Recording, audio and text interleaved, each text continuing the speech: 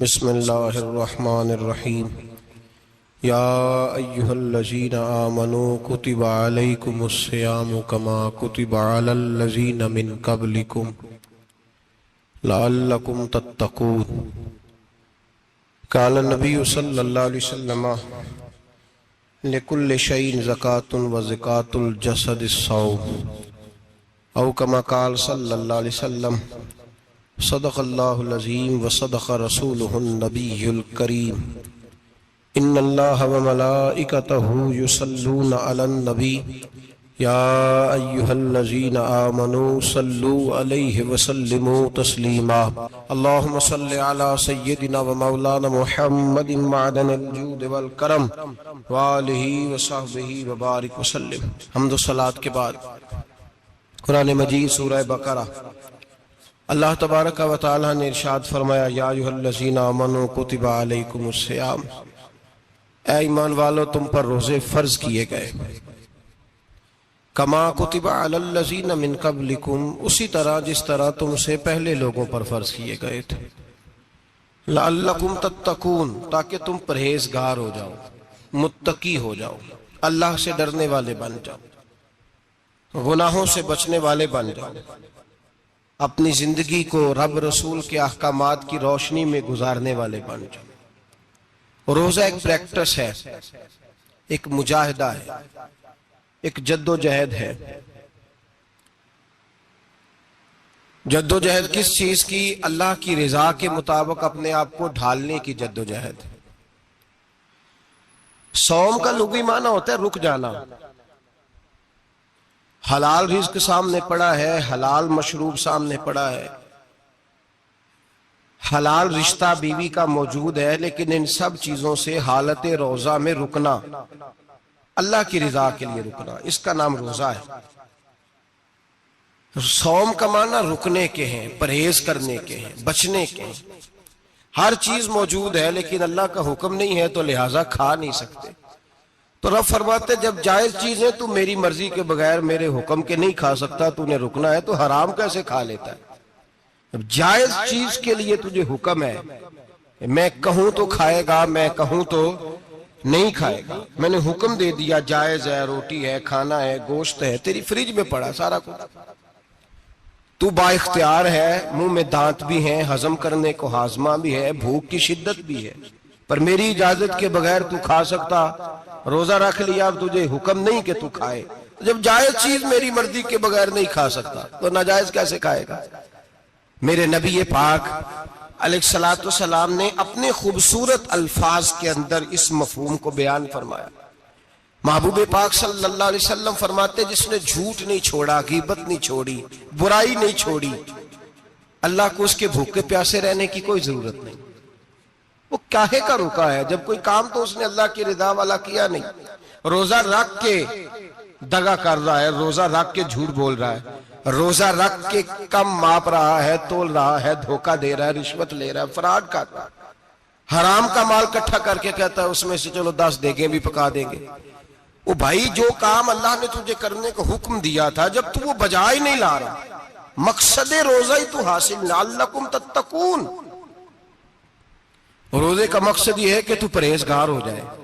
मेरे नबी पाक अलैहिस्सलातु वस्सलाम की बारगाह आली मर्तबत में 2 औरतें आई, ये चीजें खा लो, कहने लगी महबूबा हमने रोजा रखा हुआ है। फरमाया नहीं, तुम्हारा तो रोजा नहीं है, हुजूर रखा हुआ है रोजा, सहरी से लेकर अब तक कुछ नहीं खाया, शाम तक भी नहीं खाएंगी।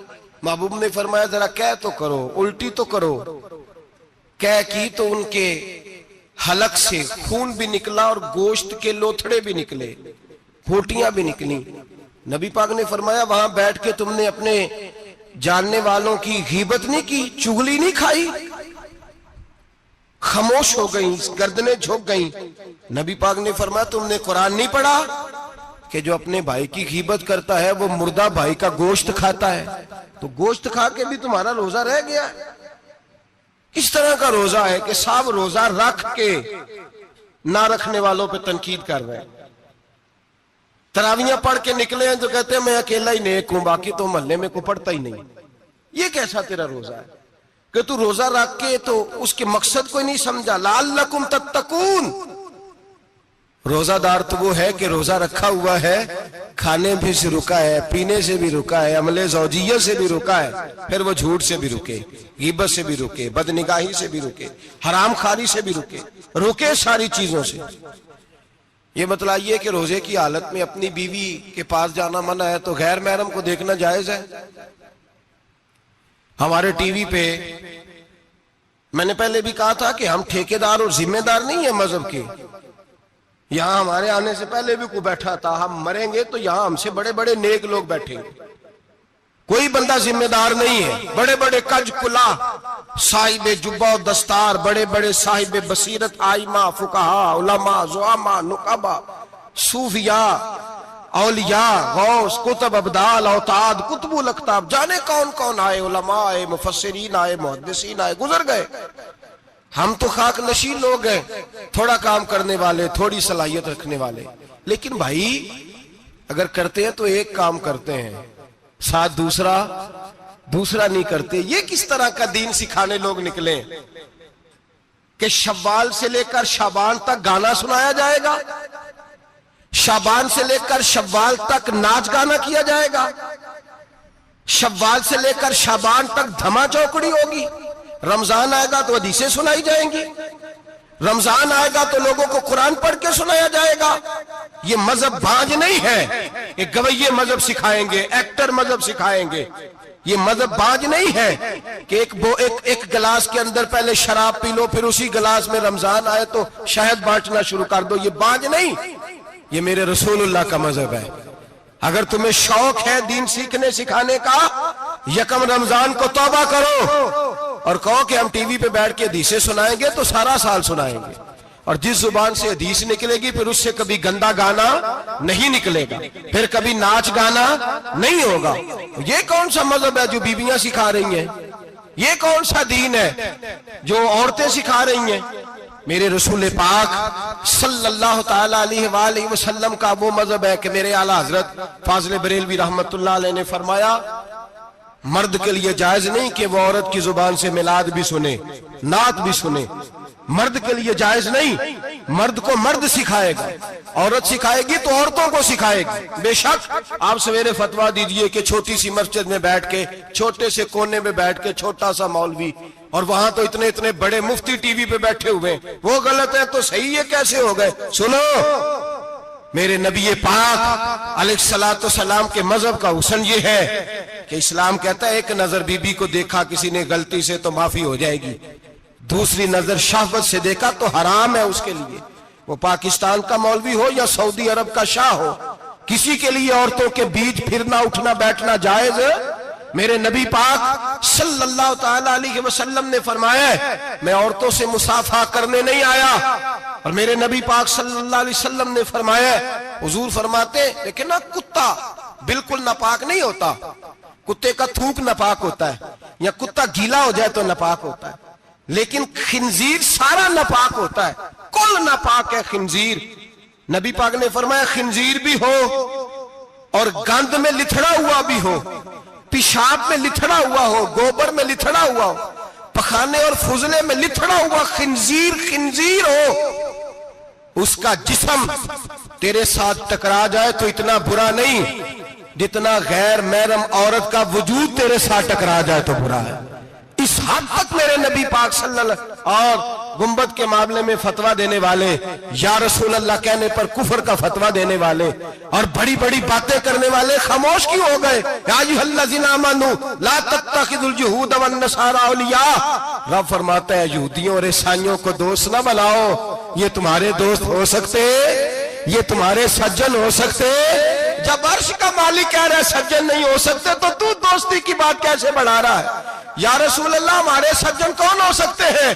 फरमाया तुम्हारा दोस्त वो हो सकता है जो मोहम्मद अरबी का गुलामी करने वाला हो, जो रसूलुल्लाह की नौकरी करना हो दोस्त होगा। दूसरा दोस्त हो सकता, कोई एक्टर मजहब नहीं सिखाएगा, कोई गवैया मजहब नहीं सिखाएगा।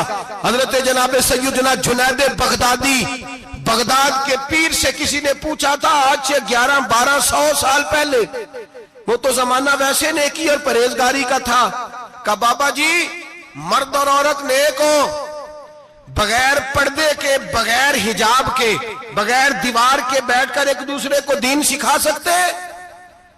हजरत साहब बताइए, मर्द और औरत नेक हो तो बगैर पर्दे और हिजाब के एक दूसरे को दीन सिखा सकते हैं? तो हजरत जुनैद बगदादी फरमाने लगे, सिखाने वाला हसन बसरी हो और सीखने वाली राबिया बसरी हो तो फिर भी बगैर पर्दे के बैठने की इजाजत नहीं। तो मुफ्ती साहब को इजाजत किसने दी? मौलाना साहब को इजाजत किसने दी? बड़ा वो नहीं होता जो टीवी पे ज्यादा आता है, बड़ा वो होता है जो रसूलुल्लाह के दीन पे अमल ज्यादा करता है। हजरत अब्दुल्लाह इब्ने मसूद रदी अल्लाह ताला अन्हु फरमाते, ज्यादा बातें करने वाला आलिम नहीं होता। हुजूर फिर आलिम कौन होता है? फरमाया, पढ़ो कुरान, इन्नमा यख्शल्लाह मिन इबादिहिल उलमा। फरमाया, बड़ा आलिम वो होता है जो अल्लाह से ज्यादा डरता है।